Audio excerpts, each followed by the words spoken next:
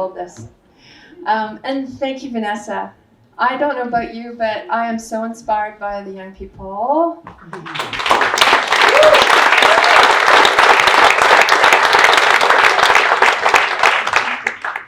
And like the herring, they're the co-generational exchange of energy and wisdom. And something I learned just recently was that there's both in the herring populations, and this I learned from Eric Pelkey, who you'll be seeing in a minute, that in the herring populations there's a two-way generational knowledge transfer.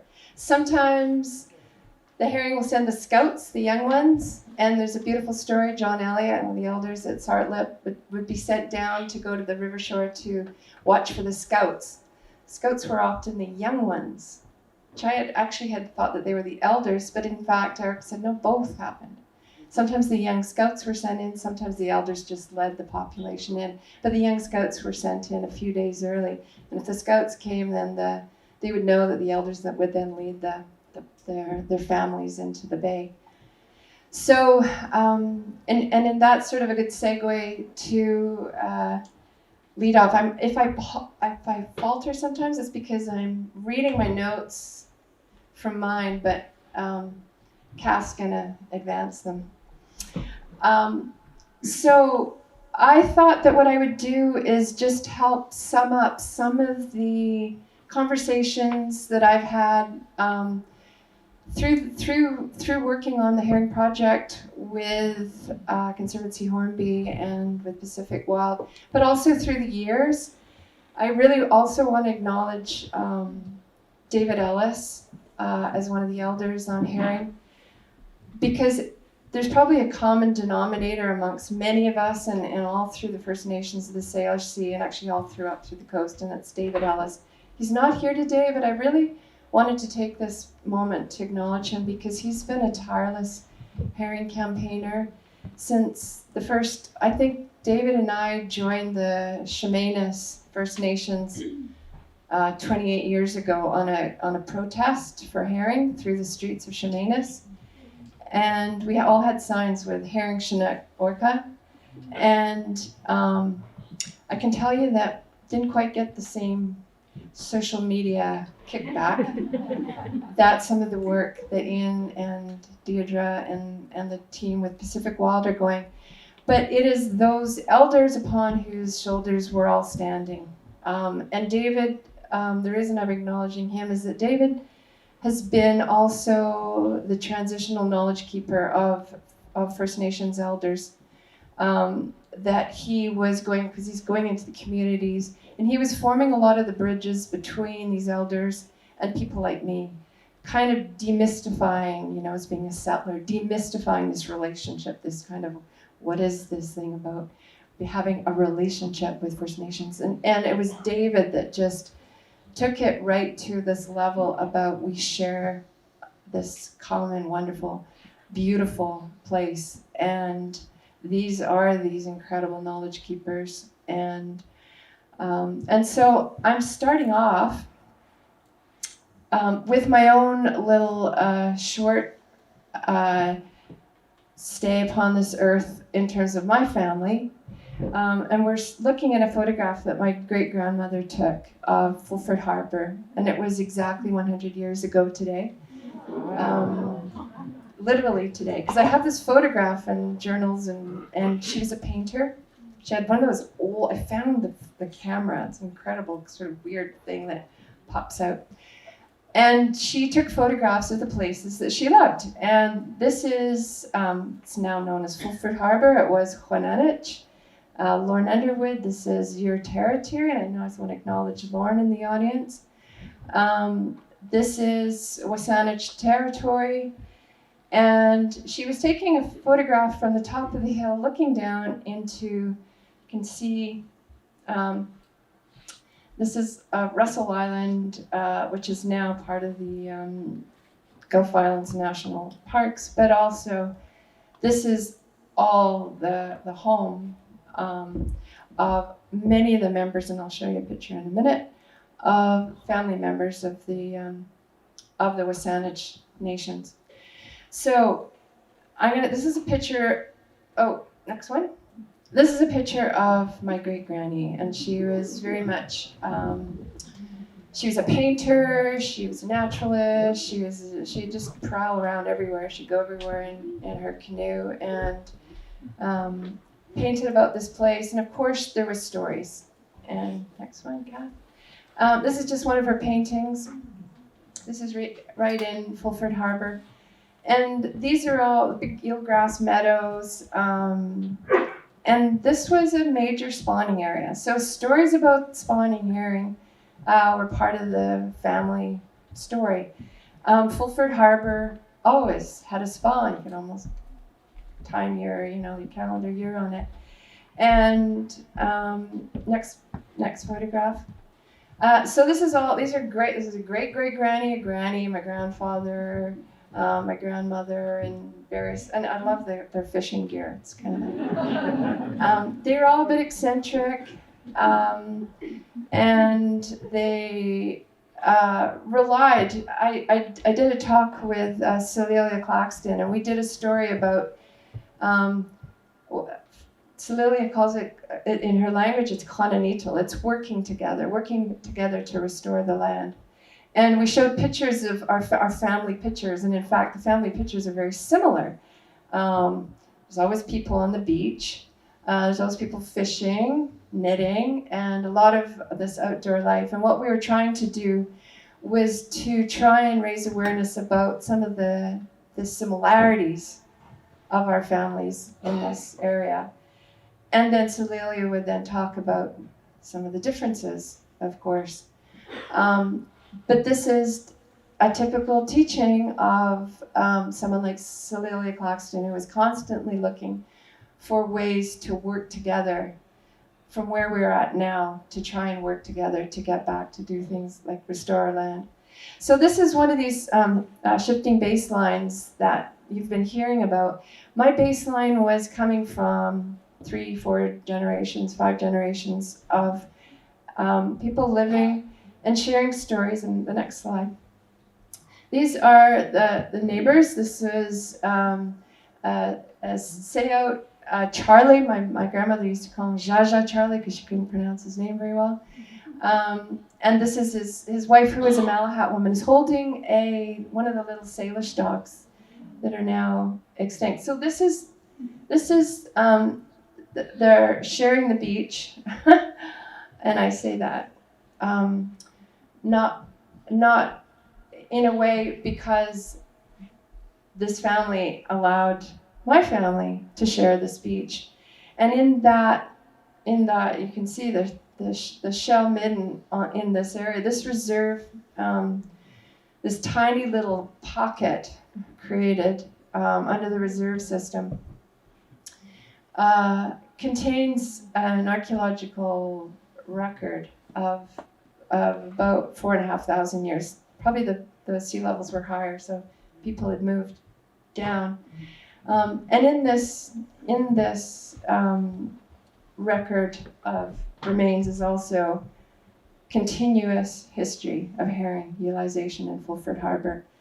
And I'll talk about it a little in a minute, but the work that Dana Lepofsky did with the Claman on the emergence, the continuous presence of herring remains in the archaeological record over thousands and thousands of years speaks to that very concept of the resident populations and the migratory populations that Vanessa was talking about, that were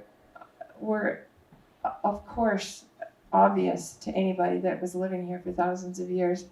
The notion that Western science has to somehow go and question some of this knowledge has been, I think, probably a really deep source of frustration for many people living on this coast. Okay, next slide. So unfortunately today, we were really hoping, I've been on a tour with the hereditary chief of a large expanse of Saanich area, stretching right up to Ganges down into the Lemhi Nation, sort of circling around the Saanich Peninsula. So the hereditary chief, Eric Pelkey, and he was here yesterday, and those of you who were here yesterday will have heard him. And because Eric had to go home yesterday, these elders are in huge demand in their communities. I think we should be those of us who heard him should feel honored that we had the opportunity, because there's so much going on in these communities.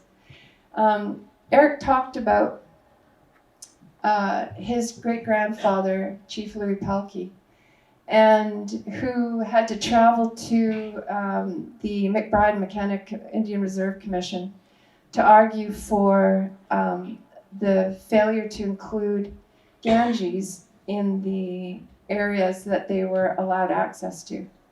And this is notwithstanding the Douglas Treaty, which had already been broken, but in the reserve system, they weren't even creating reserves where there was continuous occupation. And so he went to argue for the inclusion of the Ganges Longhouse, his longhouse, over which he was stewarding that incredibly rich area of Ganges, which was like some of these areas. It's like some of the areas up at Clam, and they're so rich that many of the villages and the family networks and people from all over would come and enjoy, because it was so thick and extensive. So the Ganges population of COI, and Lauren, tell me if I've it said that correctly.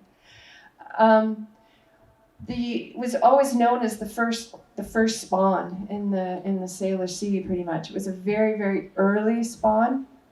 Came in January, and you can imagine that this infusion of like large population of herring into the Ganges that was accessible from everyone from the Tsawwassen to all the Halkomelem speaking people up north of the Saanich. And so people would arrive in Ganges. There was different longhouses for the different communities, and Chief Louis Pelkey was this was one of his main arguments taking to the McBride Mechanic Commission in 1913, and like many others, he was turned away and it was ignored. And I'm mentioning this, this is Eric's message always when we travel together, because it'll just give you a little inkling about how long the argument for protecting herring has been going on. It's over 100-year battle. The other thing Eric talks about is the impact of this loss of herring. And just to reiterate, to go back to Ganges, the Ganges population, like Fulford, we lost our herring in the 80s. And so I have a memory of the herring spawns, my grandmothers, my great-grandmothers, my great-great-grandmothers. So even in our little white population, settler population, we have this memory of the herring populations. Similarly in Ganges, there was spawns that sort of dipped up and down, but then disappeared. So in that, the map that Alex and Vanessa produced on the disappearing spawning populations, when you see those dots disappear, you're not just losing a herring population and some alternative dietary places for Chinook and Orca and the other ecosystems. You're witnessing the loss of nutritional opportunities for the people that lived there for thousands and thousands of years. This is their food source. So the other thing that Eric wanted to talk about was the fact that his sister developed a disease that is linked to the lack of seafood in the diet, and it's been particularly hard on women. It's triggered a whole lot of autoimmune reactions, which cause women to, and it's a deadly disease unless it's treated. But one of the preventative causes of this disease is access to traditional foods. And these foods with a lot of these wonderful omega-3 oils, we all know how important they are. So this is Cecilia Claxton, and she suffered from the same kind of thing. It's been now identified. For many years, it was it has very much the look of a cirrhosis of the liver, and so there was this double insult of accusing women of being drinkers when they were not, and telling them that they should just go and stop drinking, and then they get over this disease. So for me, I don't know if you can imagine the kind of insult to people that have not only lost their food source, but they're being sort of profiled as so Eric's message has been very, very clear, is that the Wasatch Leadership Council have, which is the combination of all the elected chiefs and hereditary chiefs of the Wasatch Nation, and their message is very clear, which is that there should be this moratorium on the herring fishery is essential, because the notion that these herring are just one big sort of amorphous blob that kind of move around and is so insulting and is so against what's in the archaeological record, the traditional knowledge, and also you just have to look at the witnessing of the people that are getting these diseases and to see these correlations, and these aren't unrelated. You can connect the dots. So I wanted to share with you, next one, some of the other elders that both David and Celia and many others have introduced me to, and just collecting stories over the years, and these elders, some of them are now they are not able to, they're not able to get out and do these talks like this. And as someone has been like an amazing force in the Cowichan tribes is Arvid Charlie. And this is the story that will just happen over and over and over again. Dana Lepovsky is an archaeological researcher at Simon Fraser University, and she set up something called the Herring School in 2011, and she invited a lot of these elders like Arvid Charlie to this herring school and recorded their stories about what happened to their resident herring populations. And this is a classic story that Arvid Charlie says, recounts about the commercial fishery coming in, doing big sets and removing the herring, and then they never came back. And many of them are also talking about coming in the winter and removing some of the what they used to call the winter populations. Arvid grew up during the reduction fishery, so he was there during the 60s and watched that decline. So Cowichan Bays really hasn't had a proper spawn in decades and decades. Really, Tim Kolchiski, his nephew, next one, who was, you can see at the bottom, the Pacific Herring Summit in 2015. This was something that was held by the Ocean Modeling Forum. This was the account that Tim provided. Tim is his nephew, and if those of you who might have seen the Herring Forum 2019 will see that there's an awful lot of similarities. And this is sort of the knowledge of Arvid being conveyed through Tim, who's a biologist, works for Cowichan tribes, and you can see the interrelatedness of not only ecosystem components of herring, but social, and in the fact that the herring were so part of these cultures. They are inextricable in so many ways. So I just want to leave that up for a sec while you have a good look. And And of course, virtually every story is so intertwined with everything from, the salmon and the orca. And I've even heard beautiful sculpin stories, intertwining herring and sculpin and fry, and just the importance of all these kind of interrelated species. Okay, next one. The other elder that was going to be here today was Carrie Frank. And Carrie Frank is the hereditary chief of the Comox and the Bent Lodge. So one of the three overlapping, we use that language, but one of the three nations that stewarded the incredible diversity of this area. And it's, when you spend some time in this area, like many of the elders in this community, and look at the kind of incredible mosaic of bays and then fast rushing channels and sort of eelgrass, these wonderful quiet areas, you can see why it's such a great, the little interconnected islets and spits, and this is herring paradise. And I'm sorry, I'm on the Clowning Nation. We're on about Comox.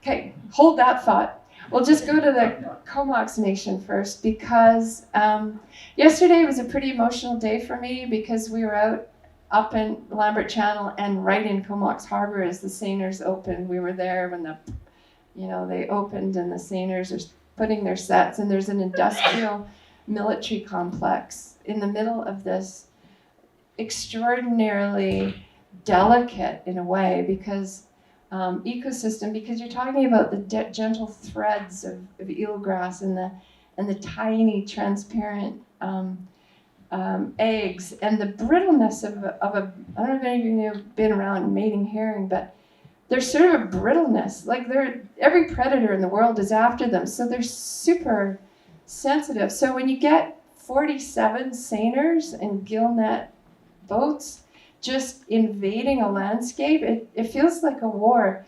So we were out on the water, as was Carrie Frank, and I just want to read you what he said to me.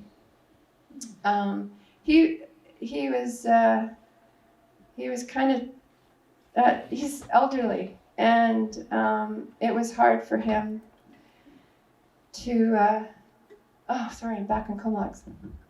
Okay, I'm gonna go back to Clammy. Hold that thought on Comox.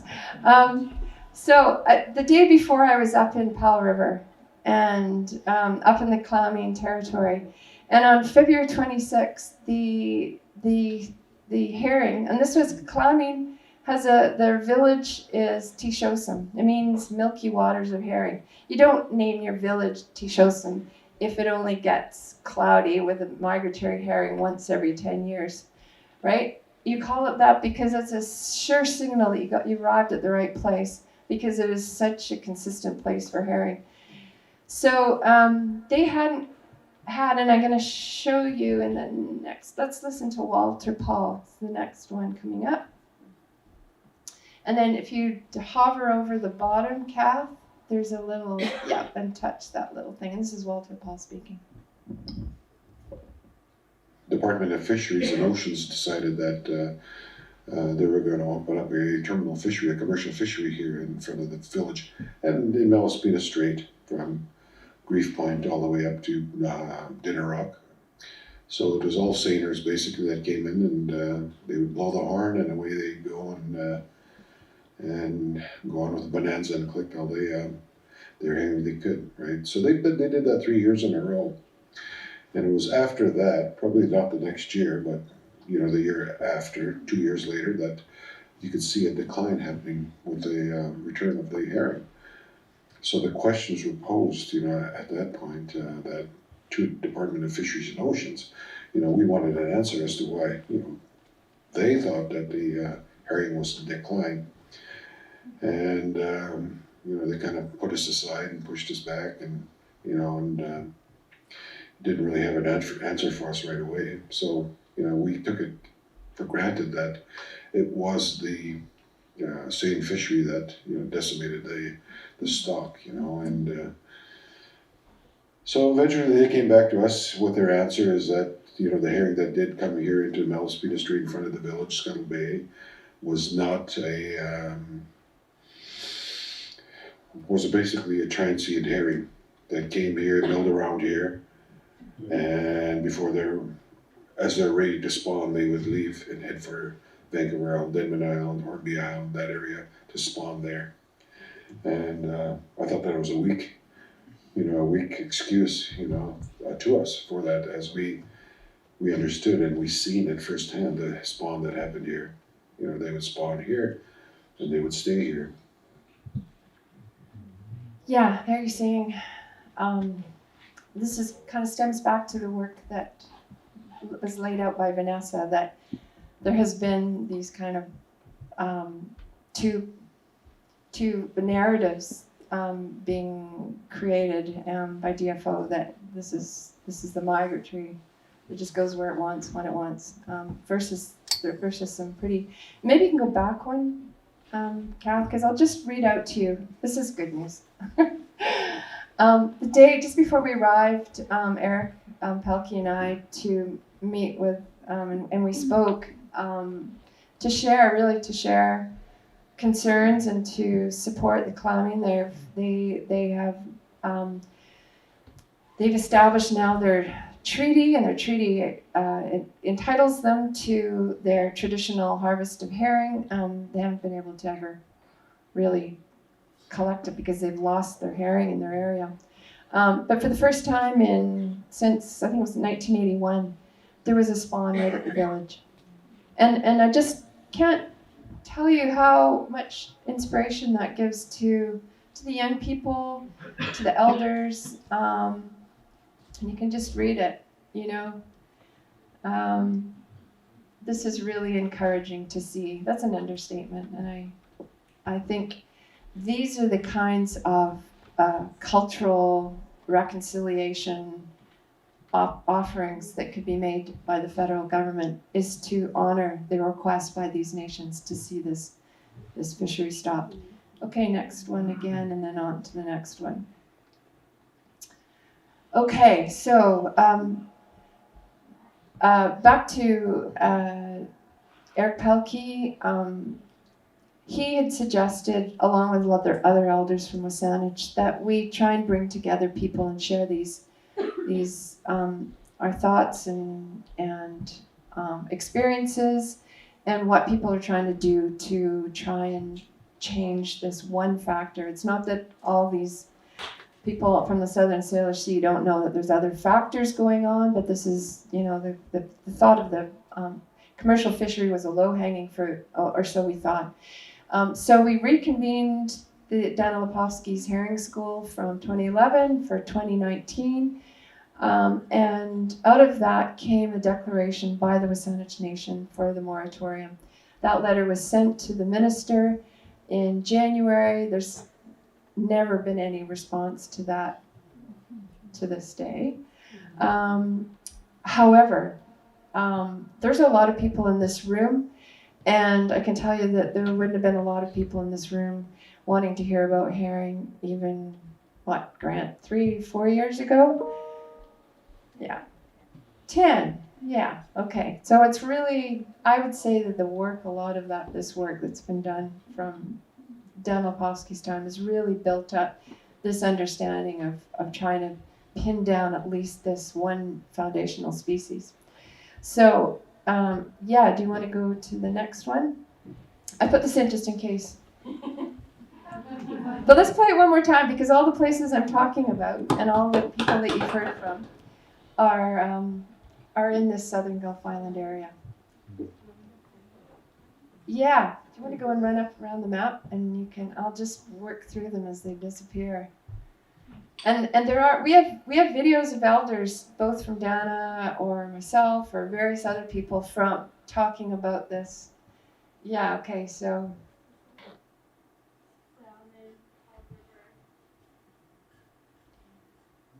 Squamish, you got Halcaminum, Wasanich, Qualicum, Comox, okay. Shemanis, Comox, it goes on. So we can go into the next slide. This was the slide that you thought, if you saw the other one, this is our Southern Gulf Islands, and you can see all of so that Fulford Harbour slide I showed you at the beginning, non-migratory spawning location, it's right there. Fulford Harbour, Ganges Harbour, Genoa Bay, Long Harbour. All of these we have stories. People, you just sit down with the elders and they'll tell you, they'll just reel them off. Prevost Island, places where you knew and you would know, like, there was so many subtleties, because it was like, okay, in the winter, you go into Sansom Narrows, and that's where all the western grapes are, and that's where you can go get some bait fishery, because then you want to catch your winter Chinook. I mean, everybody knew this stuff. This was all part of the family lore. Grant, you'll know that. Every fisherman that's been on this coast knew this stuff. And so let's go into the next one. So I just wanted to tell you a few more stories from the elders. And this is my drawing of the Salish Sea. I did it sort of sideways to alter our worldview. Just so you can really get the sense that this is a Salish Sea, and it's a little bit cut off on the side, I apologize, but it's a big Salish Sea. It's a big, long Salish Sea. So I was telling you the story of Carrie Frank, and the reason this one is super poignant, I think, for all of us, is that Carrie Frank was working for Jimmy Pattison for about 25 years. He was one of the packers. And it sort of underlines a point that Gord Johns, the Member of Parliament, made yesterday, which is this is not an issue with the fishermen. This is an issue with government. And Carrie Frank's, we went and visited him, Eric and I, and sat down, and I wish you could all have been there. And I want to sort of take you to that conversation, because the first thing that those two men talked about was the times they'd spent in residential school and the shared friends that they'd had. And that's a big piece of what has hampered our, what's hampered ecological knowledge, but also the fact that knowledge has persisted, but also the fact that you've got these communities that are incredibly impoverished, and jobs that come along for working as a packer for Jimmy Pattison aren't there every day, that are utilizing local knowledge. But also the fact that some of these industries and these large corporations they will also use them to divide and conquer the communities. And I just wanted to mention that, because when we did have the herring forum, the Let the Herring Live, it was historic in a way, because it was the first time that a lot of these nations and settler organizations had all sat down in one room, because there is so much conflict created by all these elements. It's about as diverse and as sad historic set of factors that's inhibited our conversation. It's inhibited our ability to all talk with one another, because there's so many layers of what went on. And that's why I started with the picture of my family. My family were just as much they were judges and lawyers creating these Indian acts, and I living out of this incredible privilege and entitlement, and then layering it on top of, well, here we all are sitting in a room. What are our agendas for saving herring? Well, I came at it from, I wanted to save the wildlife in my harbor, my harbor, my wildlife as a kid, but understanding the implications of it to this big, broader, our family of human beings and our shared planet and the world view of the elders that has this generosity to continue to want to share. and work together on repairing this earth. And so there's Carrie. He used to drive that packer, and now he's out just observing. And I just want to read you his email, because we were texting back and forth saying, oh my God, what's going on? Because he can tell you everything that's going on. He said, I said, how are you doing? And he said, well, I'm watching the Seine fishery wreak havoc on our herring resources. And I said, would you like to share anything with the family? Because he's not able to be here today. And he said, shut it down. So it's pretty simple answer, and I hope people understand the generosity in which that was offered, because these are jobs that his family could just continue to have until there's nothing left. So yesterday too, the Recalma brothers, the elected chief Michael Recalma and his brother Bill Recalma. Those of you who were here yesterday will have heard Bill talk about the fact that when they couldn't get enough herring for their quota, they went down to the southern Gulf Islands, went into one of the bays that, could have been Arvid Charlie talking about, or Eric Pelkey, and he said we cleaned it out in 15 minutes. They put those big, huge seine nets and cleaned that, and those herring have never come back. And these stories go on. There's a lot of them, and if any of you have got a chance, you can go on to the Herring School or the Herring Forum. We've got websites. Pacific Wild have put up some of the films on the results of the Herring Forum, where elder after elder is standing up saying similar stories to this.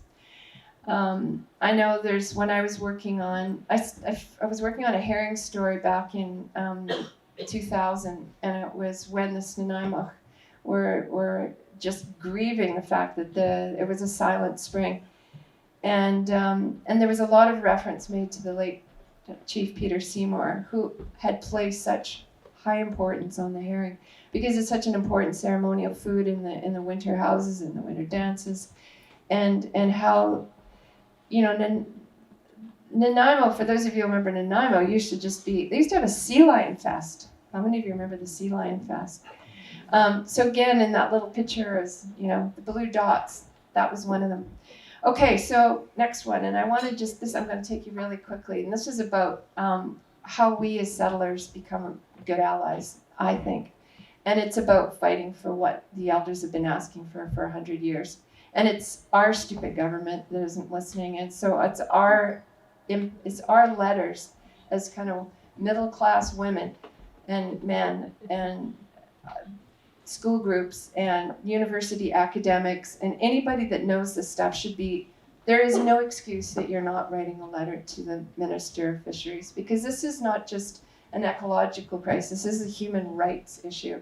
And it's a human rights issue about access to accessible food that is going to prevent disease and prevent people from dying prematurely. So in this instance, this is the other. So you can see Fulford Harbour on one side, which was, this is all overlapping territory, but a lot of the Wasanich families are in the top of the frame. This is Huaquam, which is in the bottom of the frame, and this is mostly Halkaminums, Cowichan families in here. Huaquam means female merganser. Not mergansers, but the female merganser. And why are the female mergansers there all year? You can, every time in Burgwin or Huaquam, there are female mergansers there all the time. It's because this is probably a great little herring hangout. So Arvid Charlie's the one that talked about these, the damage with the fishing. So this is a project where Salt Spring Islanders are supporting the Cowichan families that are coming over. And I think you can read, I probably can't read. I'll just read it for you. And I won't even say it in Halkaminum because I'm not good at it. Oops. Everything is what sustains us. It's machushdom ach. I know Lauren's sitting in the, it's fairly similar to Centrathan. So this is a project where there's a whole lot of restoration going on in this area. This is a reconstruction of what the estuary used to look like. Go on next, Kath, for the next one. And this is about getting together and showing up and washing dishes when there's culture camps for kids. And I just want to show this is about friendship. This is really about friendship and supporting communities when they ask for help. Next one. And this is the kids that are doing a restoration. There's a big restoration of wetlands. And this is them measuring water quality. They're taking all these old agricultural ditches and breaking up the old drainage tiles, putting in wetlands to bring back the cedar, to bring back the quality of water, to restore Wa'xaid, because the water quality's got so warm and so bad and so nutrient rich that these little tiny all these little fish are just getting driven out there. It's the water quality is too bad. And so these are just, I wanted to talk about what the UN is recommending, which is this is the decade of ecological and cultural restoration. Next slide. And I'm going to just finish on a work that I'm working on. This is Cecil Paul, Wa'xaid. He and I worked on his stories for 3 years, and his book's now come out, and it's just been recommended by Margaret Atwood as the book to read for reconciliation. Next one. It's called The Magic Canoe of Wa'xaid, Stories from the Magic Canoe. Cecil Paul's entire culture revolved around Ulakan. Ulakan is not dissimilar from herring. And a lot of what I've really come to realize I've learned from Cecil is through the Ulakan, is his efforts to protect the Ulakan River in which he was born, and the stewardship of the mountain that he is the owner of. Wa'xaid means good river. He's got an obligation to protect this river. You can go on to the next one. So the Magic Canoe is the story that reason he wanted to write this story was because he was told by his granny that in these times of trouble, you really have to invite people into your canoe. And she said that, you know, this is a magic canoe that you can create. It doesn't matter who you invite in, the canoe will just keep getting bigger and bigger. And Cecil wanted this metaphor for us all, because in these times of climate change, in times of these increasingly complex, interrelated matters, we need to get into the canoe and work together. And he said the only requirement is that we paddle in the same direction. So on that note, I just wanted to say that the declaration that was kind of described by the group yesterday with many of the elders was that as allies we support these efforts of these elders and these communities, number one. And number two, we do our darndest to affect the political process. And these are letters to the ministers, letters to our MPs, and I think these protests are, yes, Monty's got a note. Vis-a-vis writing a letter to Bernadette Jordan, the minister in charge of fisheries, the federal minister. There's some talking points that have been put out, 2 pieces of paper on your way out. If you haven't seen them yet, grab one of each, and they will help you frame your own letter to the minister. Thank you, Monty. Monty's been doing some great work over in Powell River. Okay, so I want to welcome you all into the Magic Canoe. Thank you for all your efforts, because many of you have been doing this for years, and it's preaching to the converted. But I want to give you some HerringFest for all your work. Thanks.